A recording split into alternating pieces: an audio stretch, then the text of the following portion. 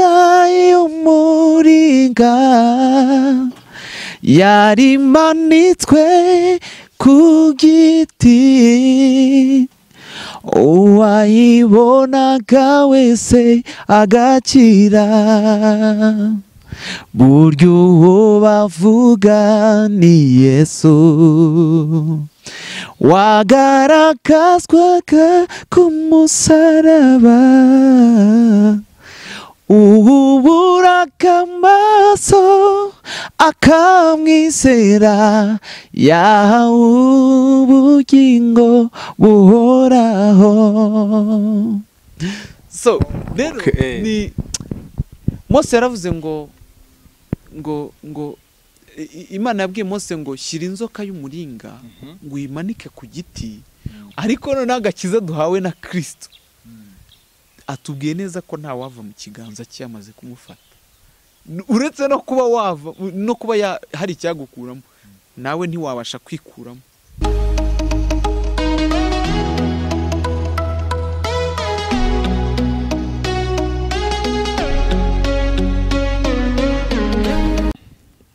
Yes, nongeye kugusuza ukomeje gukurikira umunsi ku munsi Impano Family TV. Nukuri uri mumaze kuba inshuti zacu zakadasohoka. Uyu munsi rero murabona muri kamera zacu harimo umusore w'umujene cyane, ukiri mutoya cyane, ariko w'umusore wiyemeje gukora umurimo w'Imana, avuga ati ngiyewe nzawukora mpaka mpfuye. Yitwa Murenzi Yonah, reka tumwakire mwijwi rye arikoremo. Tumuhe ikaze ku Mpano Family TV, tugire byinshi tuganira ku murimo w'Imana. Ubundi biravuga ngo umuntu utarakizwa bari umupfu, kuko umupfu ntashobora kumenya nyine ngo amenye neza ikintu kiriho kandi atariho.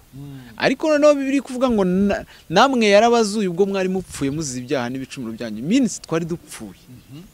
Noneho amaze kunzura mbaye muzima, mbasha gushirwa neza menye ijambo ry'Imana ribivugaho.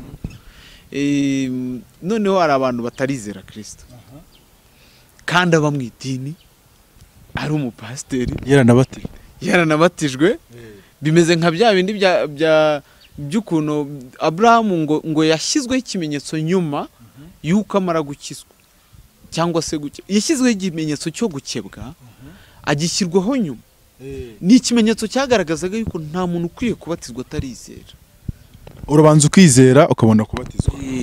Ni ukuvuga ngo ubundi umubatizo ni ikimenyetso kigaragaza umuntu wizeye.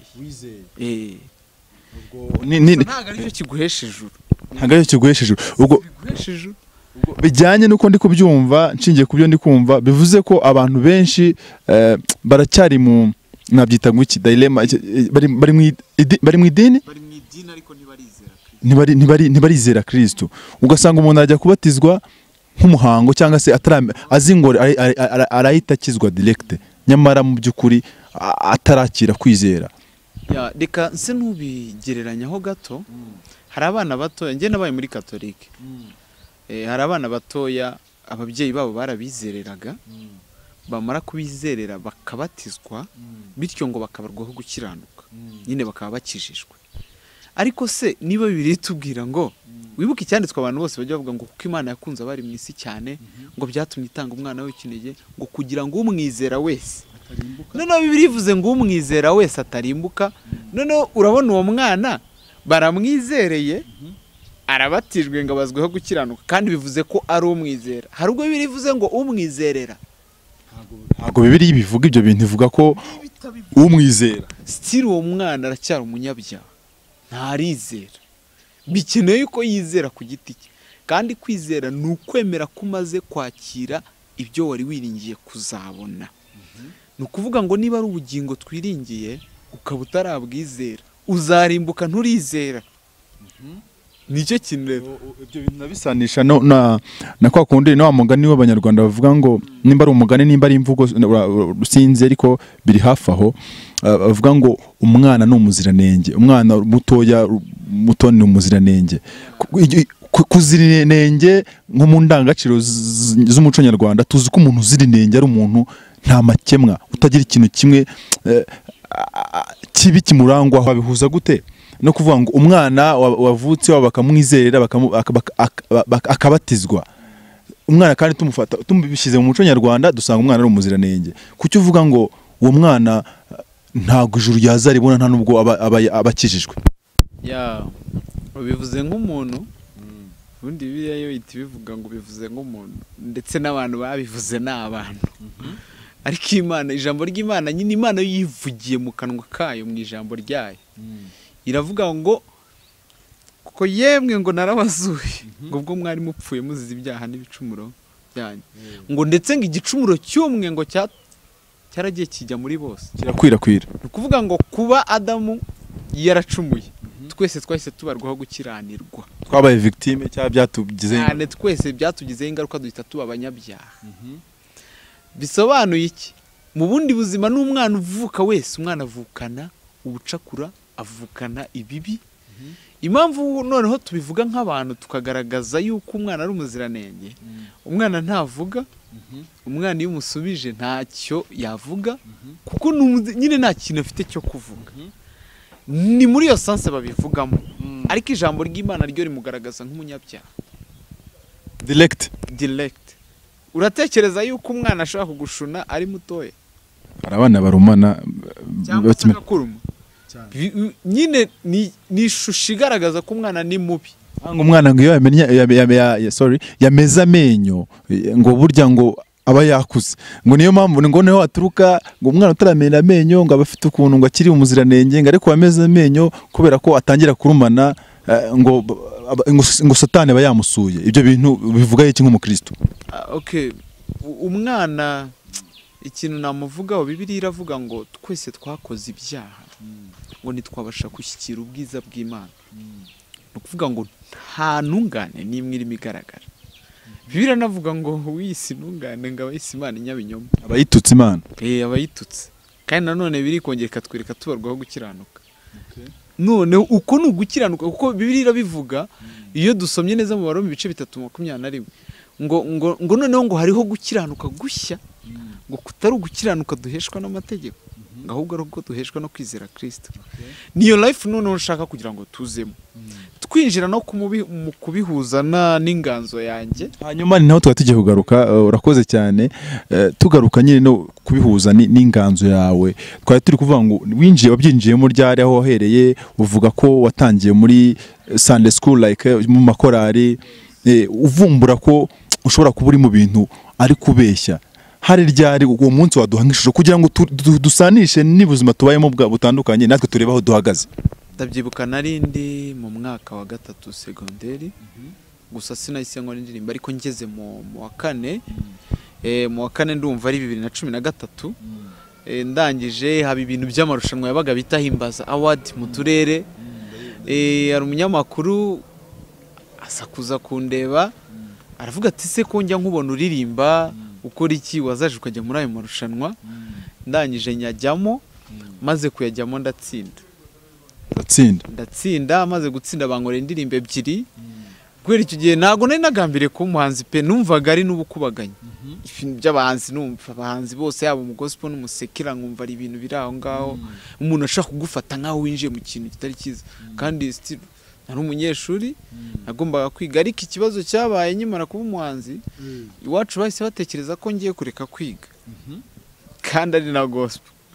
Kandi koko byari bunabeho kubera yuko numvaga maze kumuntu hari urwego ngezeho, kuba natsinze abantu baje mu marushanwa. Urumva iyo kamere yo kumva mfite pride muri nge, still nago nyijijwe kumva ko urenze. Burya hari indangagaciro z'umukristo uba wishe ndarenze. Noneho uribuka Paulo yavuga, aravuga ngo ngiye Paulo imbata ya Kristo, amaze afite umutima uciye bugufi. Kandi Paulo yari umuhanga mu by'amategeko. Paulo uyoborwa na Kristo. Ngo Paulo uyoborwa na Kristo yari umuhanga mu by'amategeko. Kuvuga kuba imbata ya Kristo nibyerekana yuko ubutumwa agiye kuvuga ntabwo ari ubwe, sibyo? Arabwigisha, arabuhabwa, yarabuhishuriwe. Ntabwo yigeze abwigishwa, ntiyabuhawe n'abantu. Noneho kuba avuze gutyo, nanjye noneho ubutumwa ngiye kuririmba bugomba kuba ari ubutumwa butavuye muri njye, nkahita mba imbata y'uwo ngiye kuvuga. Niyo mpamvu ndirimba mu ndirimbo zanjye zose agomba kuba harimo Kristo. Biri must, kuko ndi imbata ya Kristo. Noneho icyo gitekerezo nyine twari tuvuga cyavuye ku ndirimbo ya mbere wakoze, nibwo wabonye ko ushobora uri mu bintu ariko atari by'ukuri. Nakoze indirimbo enye ndazisiba kuri YouTube. ibintu najyaga nigisha n'ibintu by'amategeko.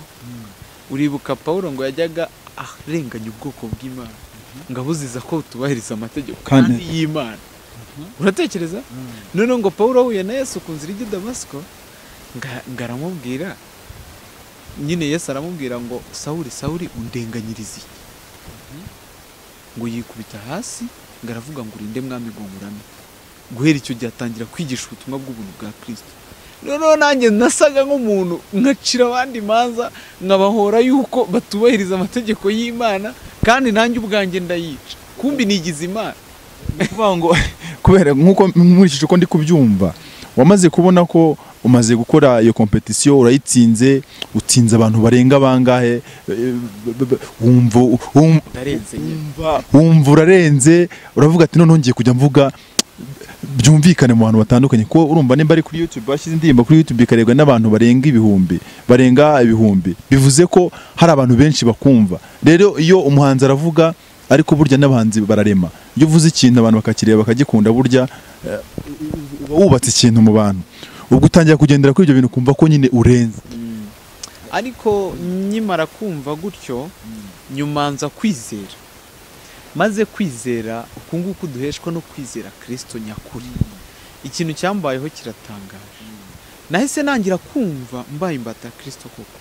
Ndavuga noneho ubwo ubutumwa ndirimba atari ubwanjye akaba ari ubwa Kristo, nta n'impamvu yo kwishyira hejuru kuko n'ubundi nuriye ugomba kwamamara kuko nibiki.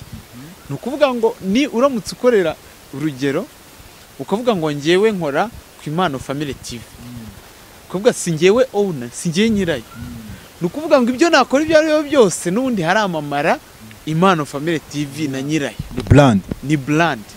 Nukuvuga ngewe nta n'impamvu nta nubwo mfite uruhare rwo kwivugamo aho hantu kubera yuko si ibyanjye. Impano Family TV niyo keneye, Family TV niyo igomba kurya hiti hano hantu. Nicyo kintu tugomba gutekereza. Niyo mpamvu rero natwe niba twamamaza Kristo, nukuvuga Kristo ni ugomba kwamamara mu byo tuvuga byose. Nkamenya yuko ndi imbata iyo company ariyo Kristo. Mumbare mu buryo buvuze ngo ni company n'urugero nkoresheje, ariko n'uburyo tugomba kumenya yuko mu mvugo yacu yose n'ubwami bwa Kristo bwamamazwa sitwe.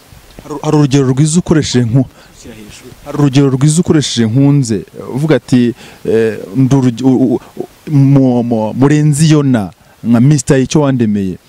Njyewe ndi kuvuga ubutumwa bwa Kristo, nta mpamvu yo kugira ngo mumenye Yonah, ahubwo mumenye uri kumukoresha, mumenye uri kumutuma.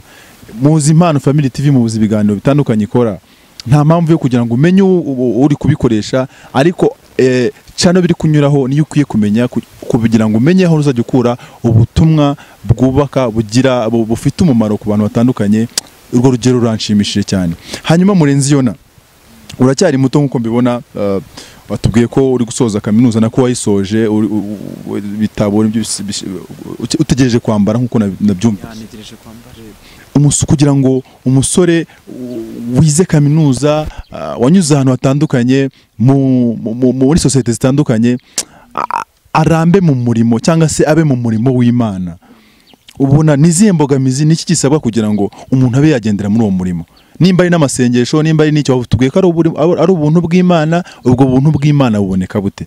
Uradusangiza kuko ubirimo, wabibayemo kandi unabirimo kugeza n'akanya.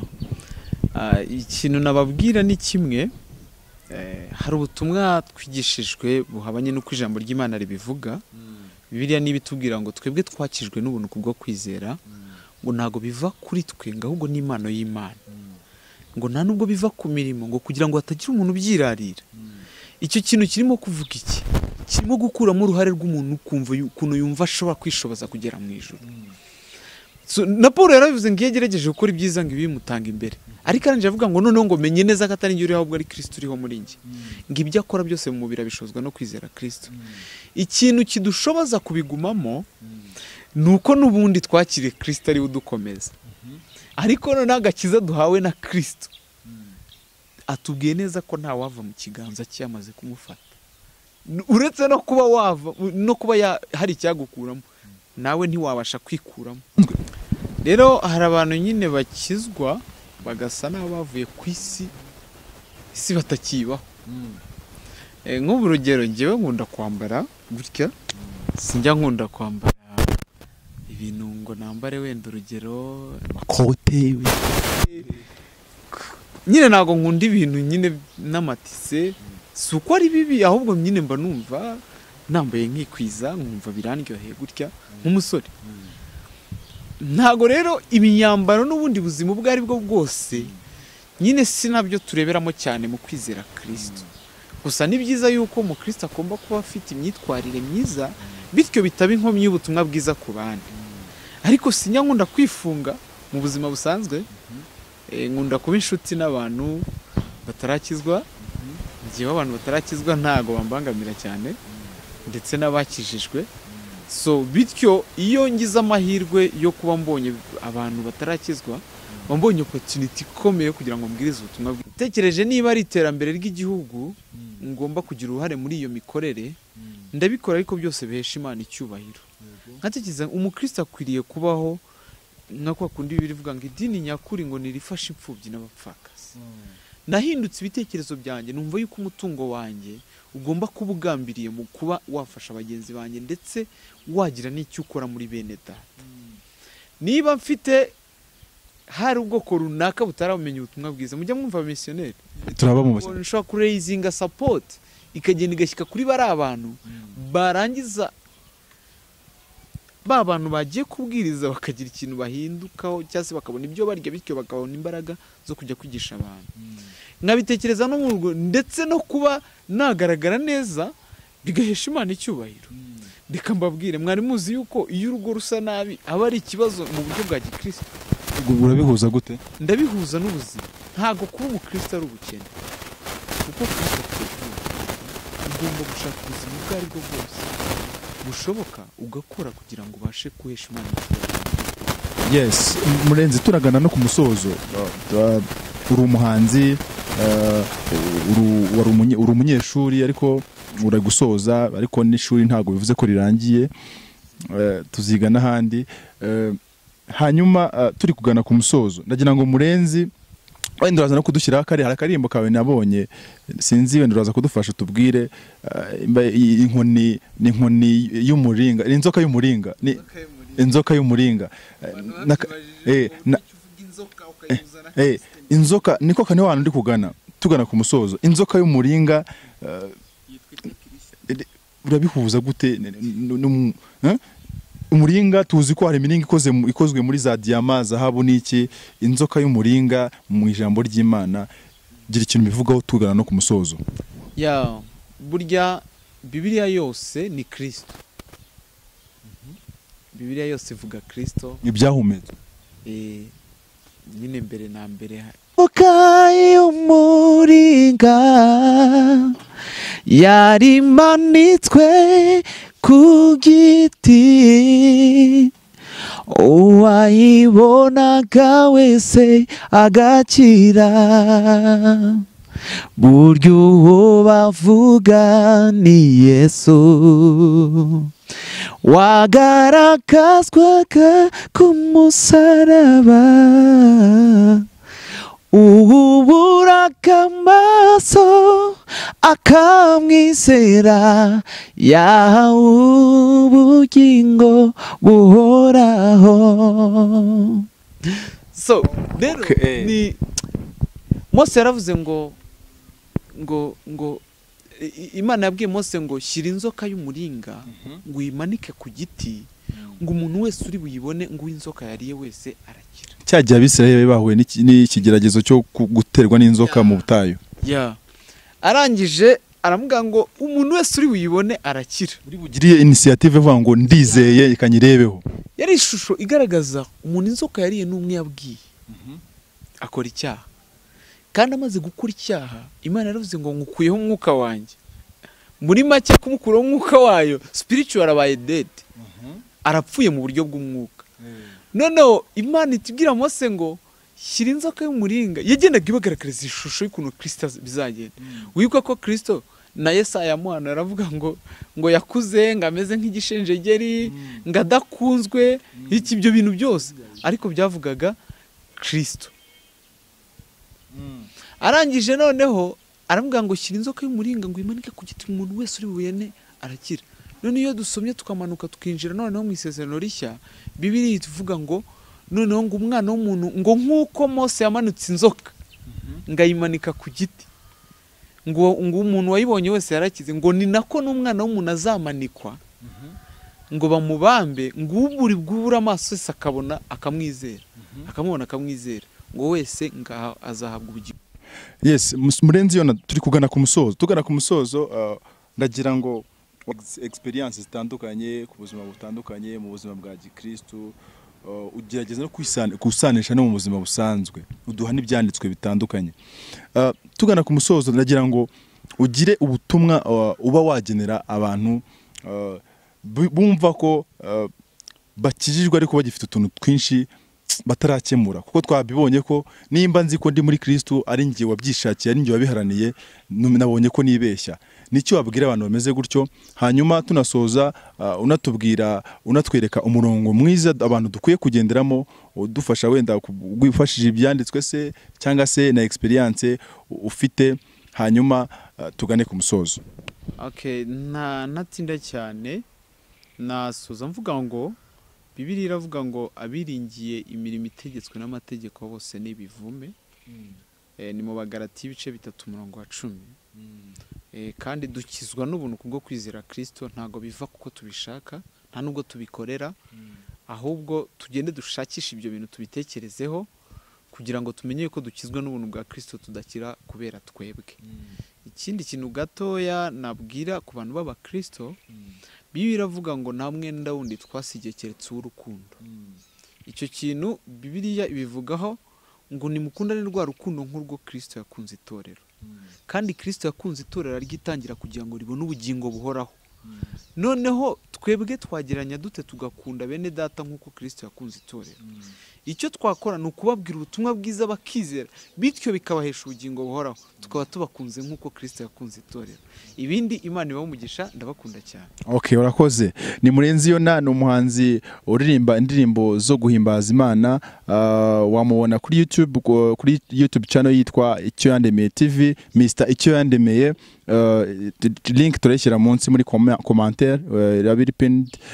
Ugende umusure, wumve imirimo myiza, ubutumwa bwiza nyuza mu ndirimbo. Murenzi Yonah, wakoze. Thank you very much, murakoze cyane. Ngo twongeye kugukenera, ubutaha tuzagutumira no turirimbire byanyabyo, kuko uyu munsi twavuze ubutumwa mu byanditswe muri experience z'ubuzima, ariko ubutaha uzaturirimba.